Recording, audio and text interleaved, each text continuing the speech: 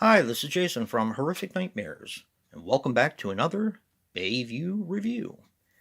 Now, today we're going to be talking about The Jitters. But before I get into my review, I wanted to take the time to thank Bayview for sending me this copy to review for you guys. They have an awesome company, they have a massive catalog, and pretty much something to fit everyone's taste.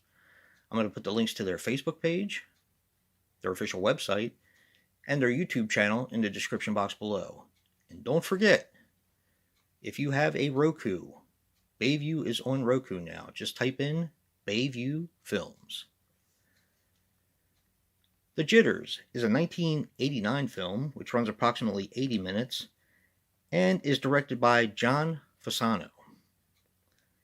Now, he passed away on July 19th, 2014 at the age of 52. It's very young. He was responsible for some of my favorite movies: Black Roses, Zombie Nightmare, and Rock and Roll Nightmare. Awesome films, very cheesy, and this movie is no different. This stars Sal Viviano as Michael Derrick. He was in Black Roses and some TV. Marilyn Tokuda as Alice Lee. She was in Godzilla 2000, Strawberry Fields, and Liquid Dreams. And James Hong as Tony Yang Sr. He was in Big Trouble in Little China, Blade Runner, and Beast Mode. Now, in this movie, everything was done by storyboard. The budget was $475,000, and it was shot on short ends in 20 days. Yes, The Jitters. This movie is a ton of fun. Now, a lot of people in the horror community have heard of hopping vampires, but I actually don't know how many people have seen a horror film with hopping vampires. I know Mr. Vampire made this popular in 1985, but this was kind of bringing it over to America. You have a very, very simple premise of this film. You have Mr. Lee's Gifts, which is in Chinatown.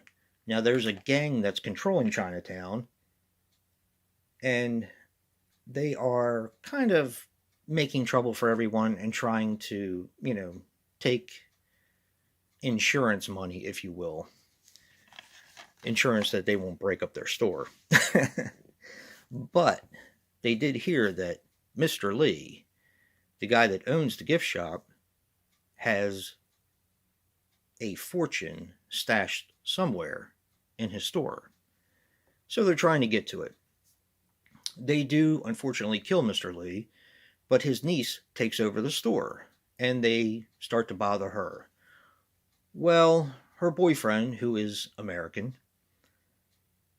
he's trying to protect her, but what ends up happening is the gang gets attacked by a hopping vampire. And they have to see where the hopping vampires are coming from, not only who's making them hopping vampires, but in order to stop the hopping vampires as well. Now, these hopping vampires are called Jiangshi, and they're pretty cool. They look kind of goofy at first, but they're also kind of creepy looking in the same respect. Now, they wear traditional garb, they have these fanned out ears, and of course, huge vampire teeth. The shop, of course, that is not responsible for necessarily making the hopping vampires is a kind of like a oriental herb shop where they do black magic and stuff like that. Now, there is a way to stop these hopping vampires, and it's pretty comical, and I'm not going to tell you what it is. You kind of have to watch this and see for yourself. But I had an absolute blast with this movie. This movie is one of the most fun vampire movies I've seen in a very long time. It does suffer from editing problems in the film. That's not Bayview's responsibility or Retro Media's responsibility, the two that collaborated in order to bring you this feature. It's just lack of budget, I do believe, on the filmmaker's part. There are some scenes that look like they have been cut and not really smoothed over that well. But yeah, this movie is fantastic. I recommend this to anyone who likes horror movies, anyone who likes horror comedies. This movie is a ton of fun. Now, I will say this, okay? This is, of course, kind of like full screen, where there's two bars on the side. And the print of this film is actually very dark. Now, in doing a little bit of research, I talked with a few friends who have the American VHS, and this seems to be a common problem with this film. So, if you do purchase this film, which I highly recommend because it is a lot of fun, the copy is definitely watchable, but it is kind of a dark transfer. And like I said, I don't think that was the responsibility of Bayview or Retro Media. It's just kind of how the movie was shot. There are some definite problems with the film, the way it was shot, but it is so much fun. This movie, especially people who like vampire movies, if you like vampire movies, this is definitely something a little different, and I think you'll enjoy it.